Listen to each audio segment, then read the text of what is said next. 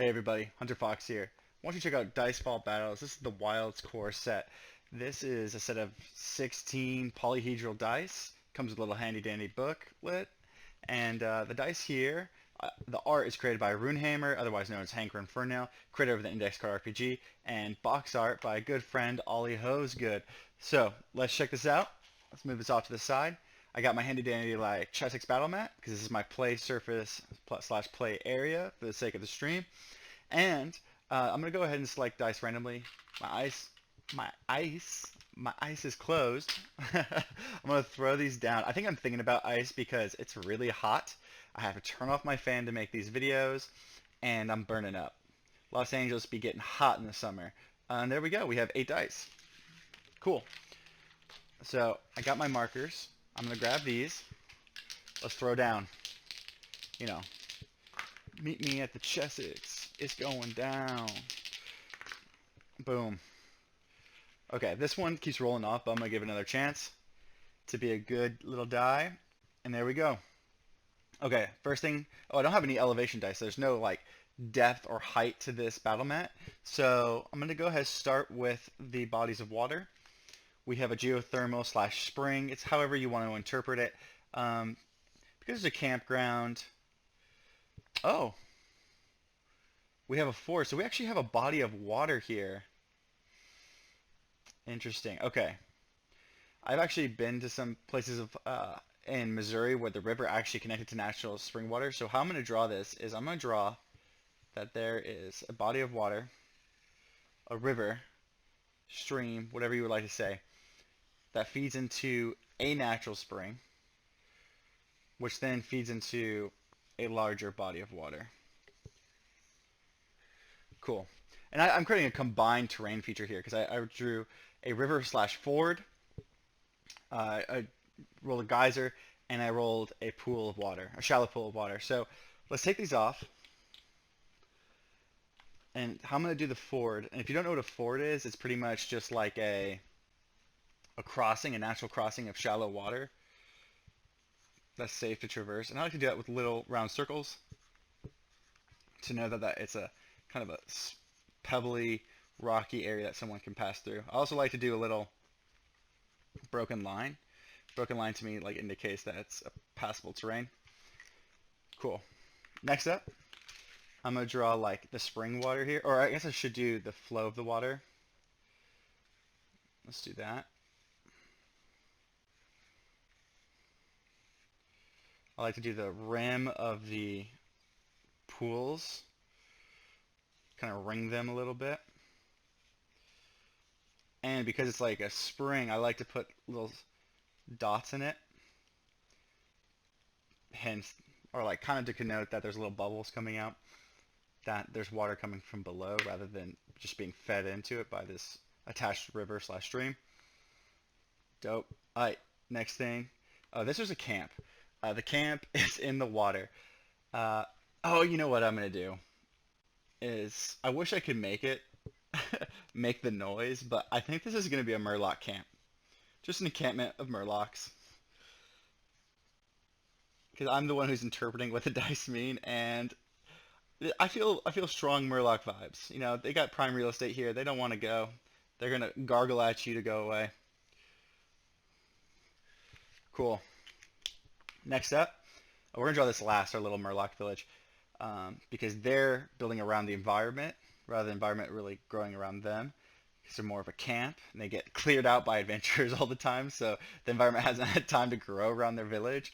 But we have tall grass, mud, and mud makes sense to me. Like, it's kind of here in the middle of the river, so I'm going to go ahead and draw that, like the embankment here is just hella muddy. So even getting near this body of water, which is probably difficult terrain, is going to be difficult because they're going to slip. They're going to lose some boots up in here. Okay, and because I didn't roll any green dice with this, I'm going to actually grab the green die to represent the tall grass. And to me, the tall grass is going to be something along the lines of river reeds, water reeds. And I'm just going to draw like green lines. to indicate that there's some type of tall grass here.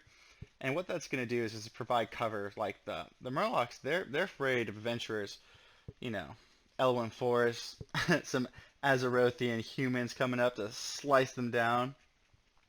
So they're going to use this tall grass as a means to conceal their village and conceal the approach of the ford. They keep eating and feasting off of this tall grass over here, or using it to craft maybe parts of their huts as some type of plant fiber. Maybe I'm playing too many too many games, too many survival games specifically, and more specifically V Rising. I'm always thinking about plant fiber. So probably there's no reeds on that side, but this area is probably ringed with reeds as well. So let's just keep it. Let's keep the party going.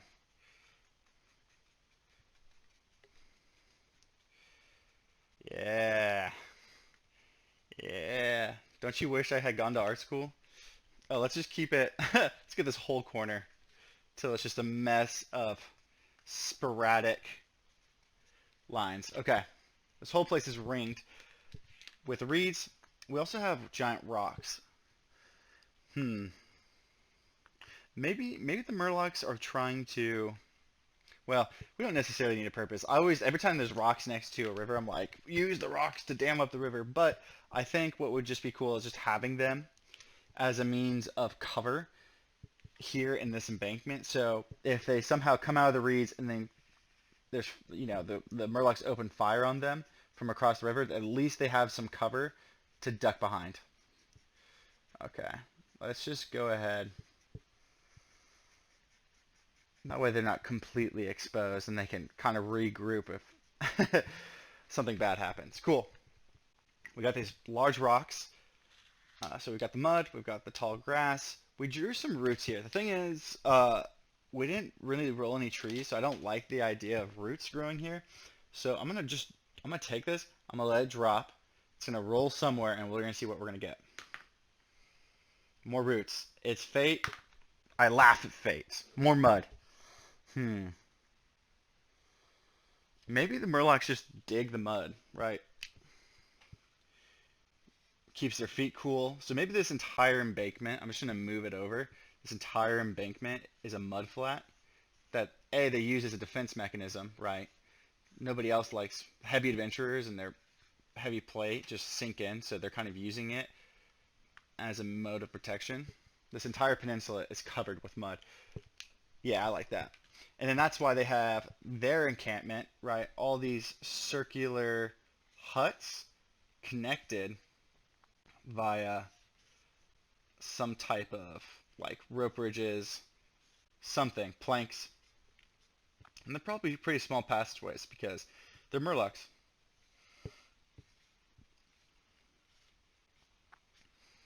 Let's just do a couple more.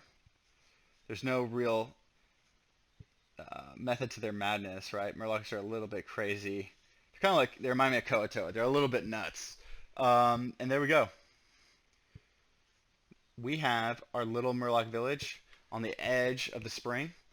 And boy, does this map look a little bit crazy. But if you stuck with me through this, you've just witnessed me make another map, a map I wouldn't have created without using the procedural generation method from DICEFALL Battles. Thank you so much for watching, and if you really liked what you saw here and you want to use them at your own table for A, your favorite role-playing game of choice, or B, your tabletop game of choice, you're going to go ahead, sign up for the newsletter, because these are going to hit the market on Amazon, and the newsletter is going to email you to let you know that when that happens and when future products in the line also hit market, because I plan to release some other things going along in the future, and as a thank you, there will be a discount code. So thank you so much for watching, and have a nice day.